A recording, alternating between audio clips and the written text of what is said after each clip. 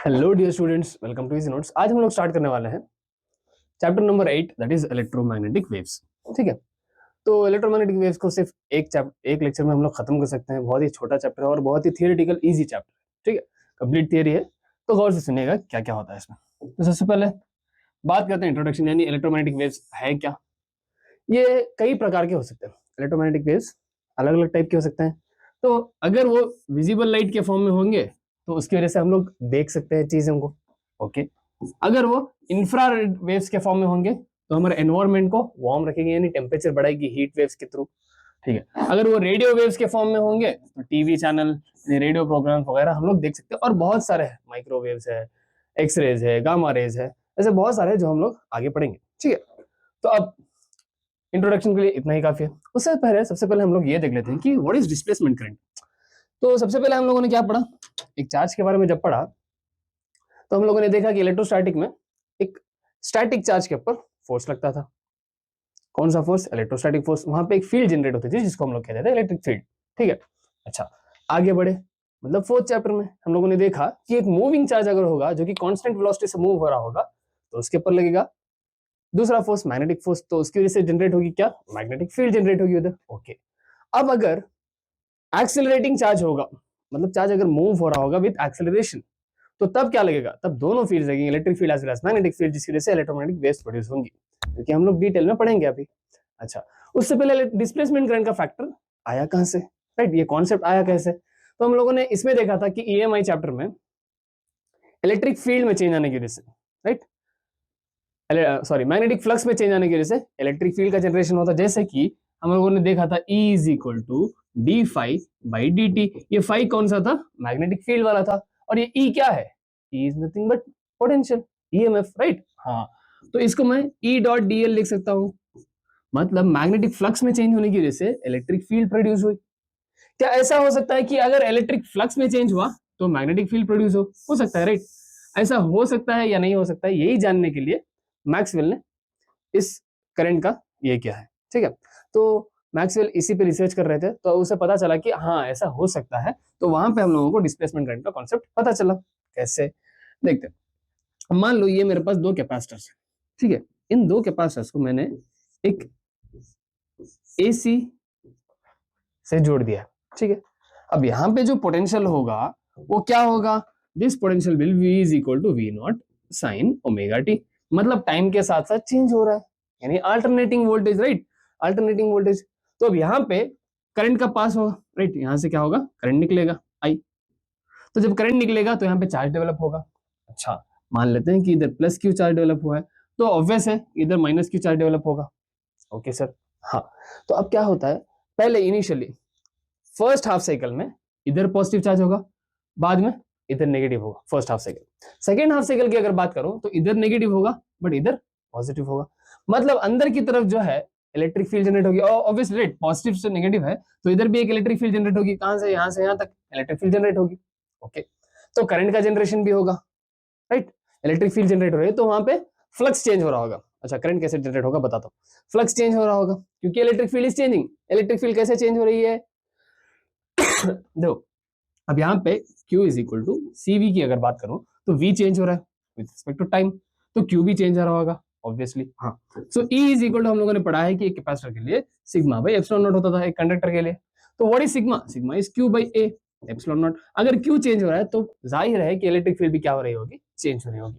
और इस पार्ट में जहां यहाँ पे इलेक्ट्रिक फील्ड क्या हो रही होगी? चेंज हो रही होगी। ओके, इस पॉइंट पे जो है इलेक्ट्रिक फील्ड इज चेंजिंग। अच्छा, अब इलेक्ट्रिक फील्ड के चेंज होने की वजह से इलेक्ट्रिक फ्लक्स भी चेंज हो रहा होगा। तो वहां पे अगर फ्लक्स चेंज हो रहा होगा तो उस फ्लक्स के चेंज को रोकने के लिए मैग्नेटिक फील्ड प्रोड्यूस हो रही है। ठीक है, मैग्नेटिक फील्ड जनरेट होगी, उसकी वजह से वहां पे एक सूडो करंट जनरेट होगा, उसको हम लोग कहते हैं डिस्प्लेसमेंट करंट। ठीक है, जहां पे दो यहां तो करंट का होना लाजमी है, राइट? क्योंकि यहाँ क्या है? यहाँ पे एक वायर है, वायर में करंट फ्लो होता है। अब यहाँ बीच में अगर बात करें तो बीच में कुछ नहीं है, राइट? वैक्यूम। ये पूरा जो है वैक्यूम के अंदर हो रहा था, तो वहां पे करंट प्रोड्यूस नहीं हो रहा था। अकॉर्डिंगली अगर हम लोग देखें तो करंट प्रोड्यूस नहीं होना चाहिए था। बट क्या होता है, due to change in electric field वहां पे फ्लक्स का चेंज आएगा, उसकी वजह से मैग्नेटिक फील्ड डेवलप होगी। तो उस वजह से वहां पे एक करंट डेवलप होगा जिसको हम लोग कहते हैं क्या? Displacement current. तो what is displacement current? Displacement current is a current which is produced due to the rate of change of electric flux. With respect to time. Flux के चेंज होने की वजह से वहां पे करंट जनरेट होगा। तो डिस्प्लेसमेंट करंट का फॉर्मूला हो जाएगा E I D is equal to epsilon naught D phi E by D T. कौन सा है? D phi E by D T. कौन सा फ्लक्स चेंज हो रहा है इधर? इलेक्ट्रिक फ्लक्स चेंज हो रहा है, ना कि मैग्नेटिक फ्लक्स। ठीक है, okay. This current I D passes the surface and is known as Maxwell displacement current. इसको हम लोग क्या कहते हैं? मैक्सवेल डिस्प्लेसमेंट करंट भी कहते हैं। ठीक है, चलो आगे बढ़ते हैं। Next, ampere Maxwell law. अब मैक्सवेल ने क्या किया? जो एम्पियर लॉ थी, यानी B dot D L is equal to इतनी ही right, B dot D is equal to mu naught into I. This was ampere's law कि जितना करंट फ्लो हो रहा होगा, यानी integral multiple, like line integral of B dot D L is equal to mu naught into I. अच्छा, वही थी ampere circuit law, but Maxwell ने एम्पियर सर्किट लॉ को थोड़ा सा मॉडिफाई करके सही कर दिया, इलेक्ट्रोमैग्नेटिक के कॉन्सेप्ट को कंप्लीट कर दिया। तो मॉडिफाइड एम्पियर सर्किट लॉ क्या है? The total current passing through any close surface of which the close is a perimeter is the sum of the any close surface is the sum of the conduction current and displacement current. ठीक है, दोनों का sum के बराबर होगा, यानी integration of B dot D l will be equal to mu naught into I C plus I D. यानी conduction current भी होगा, जो कि इसकी वजह से होगा, वायर की वजह से कंडक्शन करंट, और डिस्प्लेसमेंट करंट भी होगा, वो किसकी वजह से होगा? चेंजिंग इलेक्ट्रिक फ्लक्स की वजह से। तो दोनों करंट इधर प्रोड्यूस होंगे, ना कि सिर्फ एक करंट। ठीक है, तो उसका फॉर्मूला आ गया B dot D L is equal to mu naught into I C plus, अगर इसको मल्टीप्लाई करेंगे mu naught into epsilon naught D phi by D t, क्या है? वो है डिस्प्लेसमेंट करंट। ठीक है, ओके, चलो आगे बढ़ते हैं। अच्छा, तो मैक्सवेल ने कुछ इक्वेशंस दिए जिसकी वजह से इलेक्ट्रोमैग्नेटिज्म कंप्लीटली कंप्लीट हो गया। ठीक है, इसके बाद हमें इलेक्ट्रोमैग्नेटिज्म पढ़ने की जरूरत नहीं पड़ेगी, क्योंकि यही 4 इक्वेशन से इलेक्ट्रोमैग्नेटिज्म हमारा पूरा कंप्लीट होता है। तो देखते हैं क्या है 4 इक्वेशंस में। सबसे पहला इक्वेशन, अच्छा उससे पहले इन लोगों ने ये दिया, displacement current which is produced due to the rate of change of electric flux with respect to time, that is nothing but displacement current क्या है? ID is equal to epsilon naught D phi E by D t है, या तो इसी को लिख सकता हूं मैं एप्सिलॉन नॉट। अच्छा, फाई को क्या लिख सकता हूं? Phi is nothing but E into A. अब एरिया जो है वो कांस्टेंट है कैपेसिटर्स का। अगर इधर देखूं मैं, तो इसमें अगर देखूं तो एरिया इज कांस्टेंट। ओके, तो एरिया कांस्टेंट रहने की वजह से एरिया को बाहर रख रहा हूं, तो A D E by D T भी लिख सकता हूं इसको, क्योंकि इलेक्ट्रिक फील्ड चेंज हो रही थी।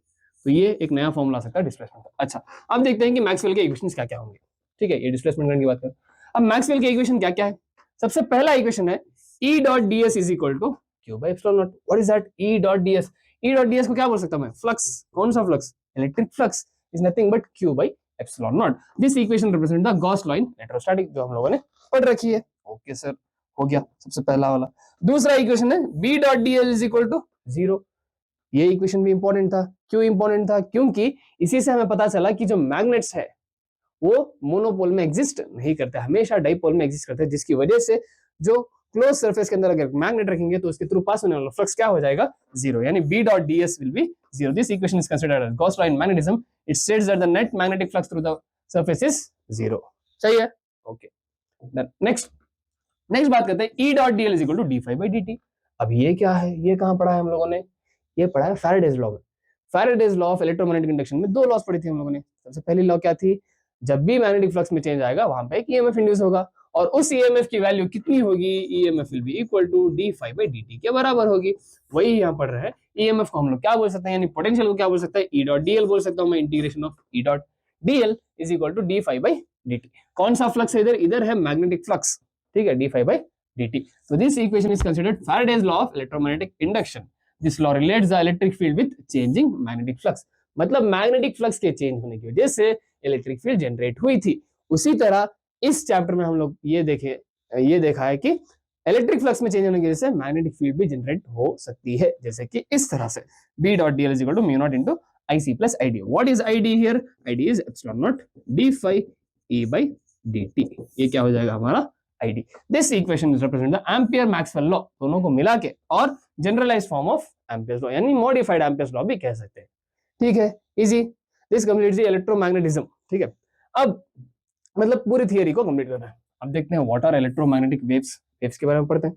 अब वेव्स क्या है? Electromagnetic waves are created as a result of vibrations between electric field and magnetic field. ठीक है, in other words electromagnetic waves are the composed of oscillating magnetic and electric field. क्या होता है कि जब इलेक्ट्रिक फील्ड और magnetic field दोनों एक दूसरे के परपेंडिकुलरली एक्ट कर रहे होंगे। देखो मान लो इसमें अगर मैं बात करूं, ठीक है, इलेक्ट्रिक फील्ड कुछ ऐसे जा रही है तो फ्लक्स चेंज हो रहा होगा, तो करंट की डायरेक्शन क्या होगी? करंट की direction opposite to the direction of electric field होगी, राइट, क्योंकि जहां पे चेंज हो रहा होगा उसके ऑपोजिट में होगी। Okay, this will be the current direction. तो अगर ये करंट की डायरेक्शन होगी तो मैग्नेटिक फील्ड क्या होगी? ऐसे, राइट। अच्छा, इलेक्ट्रिक फील्ड अंदर जा रही है, इलेक्ट्रिक फील्ड क्या रही है? अंदर जा रही है, करंट बाहर आ रहा है, तो मैग्नेटिक फील्ड क्या होगी? ये वाली, मतलब ऐसे कुछ मैग्नेटिक फील्ड होगी। ओके, मैग्नेटिक फील्ड ये होगी। तो मैग्नेटिक फील्ड कहाँ है? ऐसे, वाई एक्सिस में। इलेक्ट्रिक फील्ड ऐसे, एक्स एक्सिस में। मतलब दोनों क्या है? एक दूसरे के परपेंडिकुलर है। तो हम लोग अगर इक्वेशन लिखें, इलेक्ट्रोमैग्नेटिक वेव का इक्वेशन लिखें, जिसमें electric field will be E naught sine omega T plus minus K X, और अगर बी लिखो magnetic field, that will also be B naught sine omega T plus minus K X. ठीक है, okay. जहां पे E naught और B naught क्या है? E naught and B naught are the maximum values या peak values of electric field as well as magnetic field. अच्छा, अब ये प्लस माइनस क्या इंडिकेट करेगा? देखो, अगर यहां बीच में माइनस होगा तो वेव जो है, wave will be in positive x axis. कौन से एक्सिस में होगी? पॉजिटिव एक्स एक्सिस में होगी। अगर इधर भी माइनस होगा तो पॉजिटिव एक्स एक्सिस में, अगर प्लस होगा तो नेगेटिव एक्स एक्सिस में। सिंपल, अगर प्लस हुआ तो नेगेटिव एक्सिस। जैसे मान लो इलेक्ट्रिक फील्ड जो है, मान लेता हूं मैं कि देखो इधर से अगर देखो मैं, तो इलेक्ट्रिक फील्ड ऊपर की तरफ है, मतलब electric field is along y axis. Okay sir, इधर है इलेक्ट्रिक फील्ड। मैग्नेटिक फील्ड ऐसे अंदर या बाहर की तरफ है, तो मतलब magnetic field is along Z axis, electric field along x axis, magnetic field along Z axis है। तो वेव का होगा, वेव होगा एक्स एक्सिस में, ऐसे या ऐसे, डिपेंड कर रहा है कि बीच में क्या है। अगर ओमेगा टी प्लस के एक्स हुआ तो नेगेटिव एक्सिस की तरफ ऐसे जाएगा, omega T minus K x हुआ तो ऐसे, मतलब ये वेव साथ में ऐसे करते करते ऐसे मूव होंगे। ठीक है, तो मतलब ये भी आगे जाता हुआ होगा, मतलब इलेक्ट्रिक फील्ड और मैग्नेटिक फील्ड भी क्या होंगे? ऊपर की तरफ जाएंगे, और साथ में हमारा वेव भी ट्रैवल करता हुआ दिखाई देगा। ठीक है, तो जैसे कि ऐसा होता है कि अगर मैं, देखो मान लो कि अगर मैं अपने हाथ को भी अगर ऐसे वेव की तरह मोड़ रहा हूँ, ठीक है, वेव की तरह मोड़ रहा हूँ, तो क्या हो रहा है? मेरा हाथ मूव नहीं हो रहा है। जैसे कि अगर एक रस्सी को भी आप मूव करेंगे, ठीक है, ऐसे, तो वेव जो होंगे वो आगे की तरफ ट्रैवल कर रहे होंगे। हाँ सर, ट्रैवल कर रहे हैं। तो आगे की तरफ ट्रैवल क्यों कर रहे होंगे? क्योंकि एक फॉर्म ऑफ एनर्जी है, wave is a form of energy जो कि आगे की तरफ ट्रैवल कर रहे हैं। अच्छा, उस टाइप की वेव को क्या कहते हैं? वो थोड़ी देर में पढ़ते हैं। ठीक है, तो आगे की तरफ ट्रैवल कर रही है, तो मतलब हमारी इलेक्ट्रिक फील्ड और मैग्नेटिक फील्ड क्या है? दोनों परपेंडिकुलरली जा रही है। किसके? वेव के डायरेक्शन के। वेव आगे जा रही है, but electric and magnetic field will be y axis में इलेक्ट्रिक फील्ड है, मैग्नेटिक फील्ड जेड एक्सिस में। तो वेव जो है वो एक्स एक्सिस में, यानी perpendicular to electric and magnetic field, दोनों के परपेंडिकुलरली जाएगी। ठीक है, ओके। तो वो किससे डिसाइड करेंगे? इस साइन से। अगर साइन वो पॉजिटिव होगा तो नेगेटिव एक्सिस में जाएगी, अगर नेगेटिव होगा तो पॉजिटिव एक्सिस। और इधर भी देख सकते हैं, अब मान लो कि इलेक्ट्रिक फील्ड अगर एक्स एक्सिस में हुई तो के वाई हो सकता है, क्योंकि ये एक्स में ये जेड में, तो ऑब्वियस है कि वेव जो है वाई में जाएगी। तो ये क्या रिप्रेजेंट करेगा? ये एक्सिस रिप्रेजेंट करेगा। किसकी? Axis of wave. वेव की एक्सिस रिप्रेजेंट, मतलब किस डायरेक्शन में वेव जा रही है। ये प्लस माइनस क्या इंडिकेट करेगा? पॉजिटिव एक्सिस या नेगेटिव एक्सिस। और ये एक्स या वाई या जेड क्या रिप्रेजेंट करेगा कि कौन से एक्सिस में, पॉजिटिव एक्स एक्सिस में जा रही है, वाई में जा रही है या जेड में जा रही है, उसको रिप्रेजेंट करेगा। ठीक है, ओके। तो देखो यहाँ पे, देखो वाई एक्सिस में इलेक्ट्रिक फील्ड है, जेड में मैग्नेटिक फील्ड है, तो वेव की डायरेक्शन क्या होगी? एक्स में होगी। तो डायरेक्शन कैसे निकालते हैं? वेव की डायरेक्शन जो है, डायरेक्शन ऑफ वेव कैसे निकालेंगे? Vector E cross vector B से निकालेंगे। E cross B. अच्छा, ई क्रॉस बी की डायरेक्शन कैसे निकालते हैं? देखो डायरेक्शन कुछ ऐसे निकालते हैं कि फर्स्ट वेक्टर की तरफ अपना सीधा हाथ रखेंगे, जैसे कि ऊपर की तरफ, ऑब्वियस है कि ऊपर है। Okay sir. सेकेंड वेक्टर की तरफ अपने दूसरे फिंगर्स को कर्ल करेंगे। सेकेंड वेक्टर कहाँ है? सेकेंड वेक्टर है हमारा आगे की तरफ, राइट। तो ऐसे कर्ल कर लेंगे। जब ऐसे कर्ल करेंगे तो क्या होगा? थंब जो है वो किसको रिप्रेजेंट करेगा? हमारा डायरेक्शन ऑफ वेव। सिंपल। देखो वाई में इलेक्ट्रिक फील्ड, जेड में मैग्नेटिक फील्ड बाहर की तरफ, तो थंब कहां गया? थंब गया इधर, यानी x axis. Easy. Okay sir, चलो आगे बढ़ते हैं। नेक्स्ट देखते हैं कि sources of electromagnetic wave. Electromagnetic wave क्या क्या हो?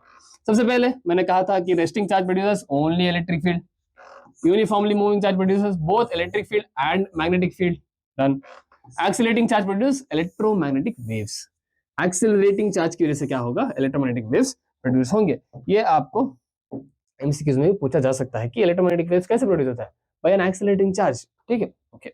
Electrons in quantum stationery state do not radiate unless transitional between energy levels. मतलब अगर एनर्जी लेवल में डिफरेंस नहीं होगा तो वहां से इलेक्ट्रॉन निकल के दूसरे जगह जा नहीं सकते। जब इलेक्ट्रॉन निकलेंगे तब क्या होगा, एनर्जी रिलीज होगी या तो अब्सॉर्ब होगी। ठीक है, उस टाइम पे एक स्पेक्ट्रम बनेगा। किसका स्पेक्ट्रम बनेगा, वेव्स का स्पेक्ट्रम बनेगा। मतलब एनर्जी जो है रेडिएट होगी किसके फॉर्म में, in the form of wave.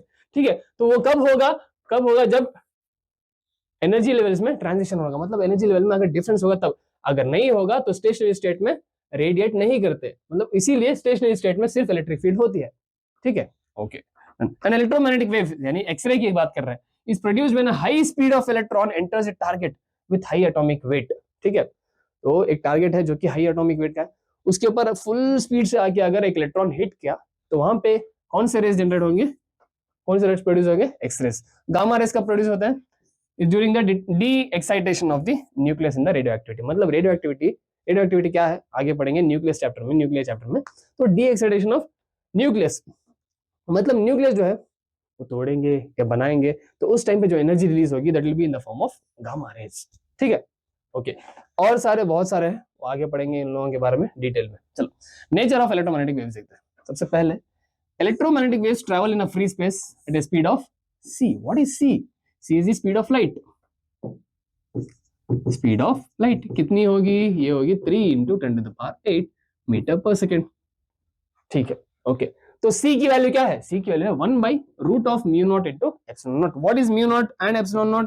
μ0 जो है that is permeability of free space and ε0 is the permittivity of free space, जिसकी वैल्यूज हमें पता है। μ0 की वैल्यू 4.10⁻⁻7 है और ε0 की वैल्यू कितनी है, 8.85 × 10⁻12 है। ठीक है, जब इसको सॉल्व करेंगे तो हमें c की वैल्यू मिलेगी 3 × 10⁸ मीटर पर सेकेंड।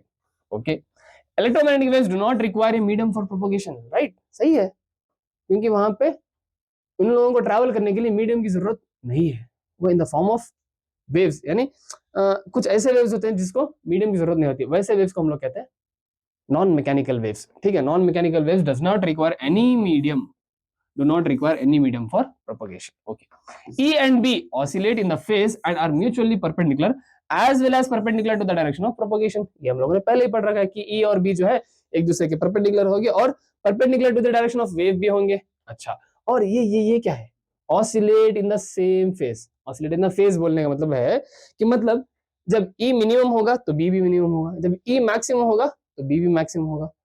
वैसे तो मतलब दोनों एक साथ मैक्सिमा, दोनों एक साथ मिनिमा आकर करेंगे। ठीक है, उसको हम लोग कहते हैं are in the same phase या are in the phase. Electromagnetic waves travel in a free space at a speed of c is equal to E/b। ठीक है, इलेक्ट्रोमैग्नेटिक वेव्स जो है किसकी स्पीड से, c को ऐसे भी लिख सकता हूं मैं 1/√μ0 × ε0 या E/b भी लिख सकता हूं। अच्छा, E/b की जगह E0/b0 लिखना ज्यादा बेहतर होगा, यानी maximum values of E and B। ठीक है, E0/b0 लिखना कंपैरेटिवली ज्यादा बेटर होता है। Okay, their propagation direction is given by E × B। ये भी हम लोगों ने देख रखा है कि E × B से हमें डायरेक्शन मिल जाएगी। Wave speed in the medium depends on the permittivity and permeability of the permeability, not on the amplitudes। Wave की जो स्पीड होगी किस पे डिपेंड करेगी, परमेबिलिटी एंड परमिटिविटी पे डिपेंड करेगी, एम्पलीट्यूड्स पे नहीं। ठीक है, ये फॉर्मूला भी लग सकता है बट इस पे डिपेंड नहीं करती। ठीक है, डिपेंड किस पे करती है, परमेबिलिटी एंड परमिटिविटी पे डिपेंड करती है। चलो next, energy is equally distributed between the electric and magnetic fields. ठीक है, एनर्जी जो है इलेक्ट्रिक फील्ड जितनी एनर्जी रिलीज करेगी same magnetic field energy release करेगी, तो दोनों की एनर्जी को यूज करके हमारा वेव जो है वो ट्रांसफर होगा, तो एनर्जी का ट्रांसफर होता हुआ दिखाई देगा। कितनी एनर्जी होगी, total energy density will be equal to, अगर इलेक्ट्रिक फील्ड के टर्म्स में लिखते हैं तो हाफ ε0 × E², अगर मैग्नेटिक फील्ड के टर्म्स में लिखते हैं half B² divide by μ0। Electromagnetic waves are not deflected by any external field. क्यों, क्योंकि this is not solely due to photons being uncharged. ठीक है, सिर्फ फोटॉन्स की वजह से नहीं हो रहा है but also due to self sustaining nature of the wave. मतलब वेव की जो प्रॉपर्टी है वो दूसरे फील्ड्स के ऊपर डिपेंड नहीं कर रही, वो सिर्फ इलेक्ट्रिक एंड मैग्नेटिक फील्ड की वजह से क्या होगी, चेंज होगी। तो कोई भी अगर एक्सटर्नल फील्ड आ रही है तो उसकी वजह से वेव के ऊपर कोई फर्क नहीं पड़ता। ठीक है, okay. Electromagnetic waves carry energy and momentum enabling them to exert radiation pressure. ठीक है, तो अभी मैंने कहा था कि जब हम लोग एक वेव क्रिएट करेंगे तो एनर्जी का ट्रांसफर होगा, तो उसके साथ एनर्जी और मूव होने की वजह से मोमेंटम भी होगा, उसके पास एनर्जी और मोमेंटम होगा, दोनों होगा। तो जाके अगर हिट करेंगे कहीं, मान लीजिए कि आप भाग रहे हो, अगर जाके किसी को हिट करेंगे तो क्या होगा, उसके ऊपर प्रेशर लगेगा, राइट? हाँ, कौन सा प्रेशर लगेगा? इधर इधर लगेगा रेडिएशन प्रेशर, ठीक है। अच्छा, अब बात करते हैं प्रॉपर्टीज ऑफ इलेक्ट्रोमैग्नेटिक वेव्स। यही जो हम लोगों ने पढ़ा, इसको और डिटेल में देखते हैं, ठीक है। इलेक्ट्रोमैग्नेटिक वेव्स की प्रॉपर्टीज देखते हैं। सबसे पहले, electromagnetic waves do not require any material medium to propagate, right? क्यों क्यों क्यों क्यों? Without require any material medium because they involve oscillating electric field and magnetic field that sustain each other। मतलब उन दोनों की वजह से ही वो आगे बढ़ सकता है, ट्रैवल कर सकता है, ठीक है, इलेक्ट्रिक फील्ड और मैग्नेटिक फील्ड की वजह से। चलो next note, in the 19th century scientists believe that there is an existence of hypothetical medium called ether। मतलब उन दो कैपेसिटर्स के बीच में जो हम लोग देख रहे थे वो वैक्यूम नहीं, वो समझ रहे थे कि वहां एक मीडियम है जिसको हम लोग कहते हैं क्या, ईथर। बट बाद में जाके वो डिसअप्रूव हो गई, ठीक है। तो thought to fill all the space and matter to allow EMFs to propagate. मतलब इलेक्ट्रोमैग्नेटिक वेव्स को प्रोपेगेट होने के लिए किसकी जरूरत है? मीडियम की जरूरत नहीं है। बट सोचा जा रहा था कि वहां मीडियम की कौन सी जरूरत है? ईथर के मीडियम प्रेजेंट होता है, वैसे सोच रहे थे, बट आगे जाके वो थियोरी क्या हो गई, डिसअप्रूव हो गई। चलो नेक्स्ट बात करते हैं, electromagnetic waves can be polarised. Polarisation का मतलब क्या है? मतलब एक स्पेसिफिक डायरेक्शन में हम लोग उसको भेज सकते हैं, ठीक है। अपनी डायरेक्शन को फिक्स करने की प्रॉपर्टी को कहते हैं polarisation. Refers to the restriction of the oscillation of the electric field to the specific direction. एक रेस्ट्रिक्ट कर रहा है, यहां जाएगा तो यहीं जाएगा, इलेक्ट्रिक फील्ड डायरेक्शन ये होगी, मैग्नेटिक फील्ड की ये होगी तो यही होगी, वेव की ये होगी तो यही होगी। मतलब स्पेसिफिक डायरेक्शन को हम लोग फिक्स कर सकते हैं, उस प्रॉपर्टी को हम लोग क्या कहते हैं, polarisation. This properties are unique to transverse wave like EM waves, ठीक है। मतलब ट्रांसवर्स वेव क्या है? सबसे पहली बात, what are transverse wave? First question में आप लोगों ने पढ़ रखा होगा, या 10th में भी पढ़ रखा होगा कि ट्रांसवर्स वेव क्या है? The waves whose particle oscillate perpendicular to the direction of wave। मतलब पार्टिकल्स ऐसे जा रहे हैं बट वेव आगे जा रही है, राइट? एक स्ट्रिंग में अगर मैं बात करूं तो पार्टिकल्स तो ऊपर नीचे कर रहे हैं, बट वेव जो है आगे की तरफ ट्रैवल कर रहे हैं, वैसे वेव को हम लोग कहते हैं ट्रांसवर्स वेव, ठीक है। तो एक यूनिक प्रॉपर्टी है ट्रांसवर्स वेव की, ठीक है। मतलब ट्रांसवर्स वेव की प्रॉपर्टी है नहीं, ये किसकी प्रॉपर्टी है? ईएम वेव्स की प्रॉपर्टी है। This property is unique to transverse wave. मतलब ट्रांसवर्स वेव जैसी नहीं है, उसके अलावा एक अलग से प्रॉपर्टी है, किसकी? इलेक्ट्रोमैग्नेटिक वेव्स की। ओके नेक्स्ट बात करते हैं, the speed of electromagnetic waves in the free space और vacuum is a fundamental constant. Constant है, कितनी है? c is equal to 3 into 10 to the power 8। अभी थोड़ी देर पहले हम लोगों ने इधर पढ़ा 3 into 10 to the power 8 होगी, यहाँ देखो 3 into 10 to the power 8 metre पर सेकंड होगी। फॉर्मूला भी इसका पढ़ लिया है हम लोगों ने। चलो,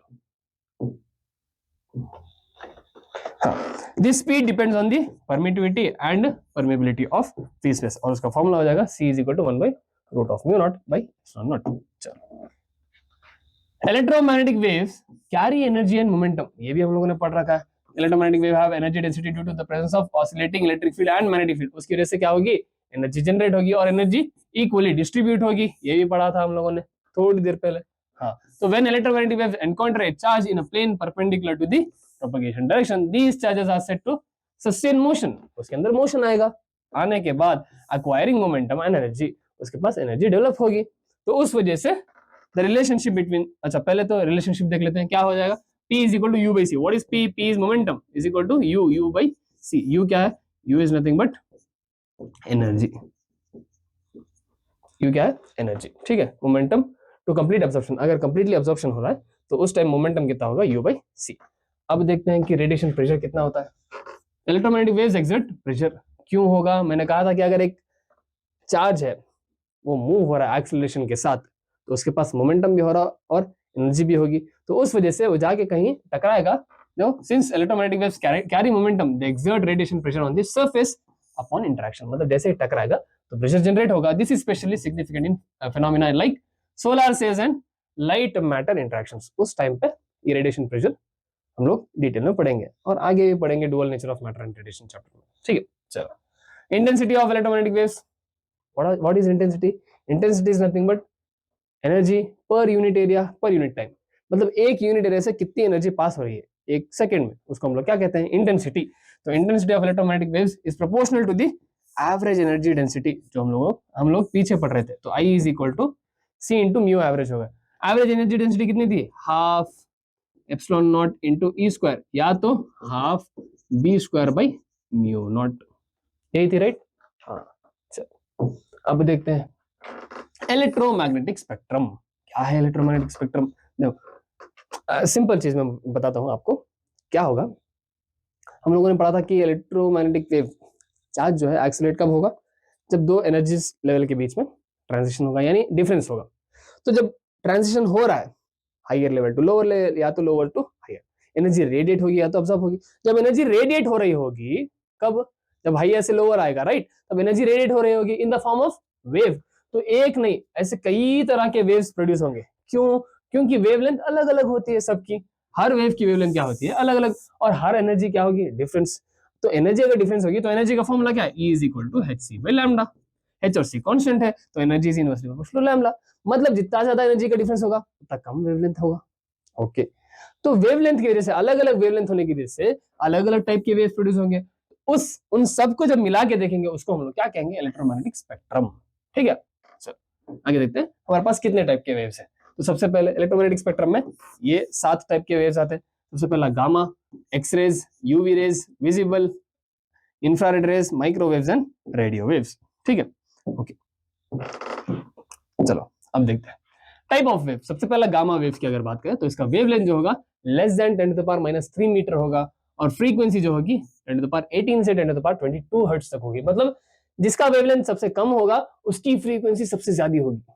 अगर फ्रीक्वेंसी ज्यादा है तो उसकी एनर्जी भी सबसे ज्यादा होगी, क्योंकि E is equal to H nu या तो E is equal to H C by lambda पढ़ते हैं हम लोग। तो यहां से देखो तो E और न्यू आर डायरेक्टली प्रोपोर्शनल, मतलब फ्रीक्वेंसी और इलेक्ट्रिक एनर्जी क्या है? डायरेक्टली प्रोपोर्शनल है।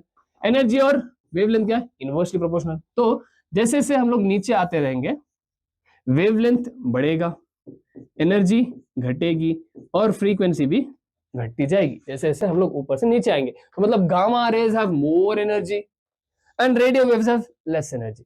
Gamma waves have less wavelength, radio waves have more wavelength. ठीक है ओके तो यूज क्या है इसका? गामा रेज का यूज क्या है?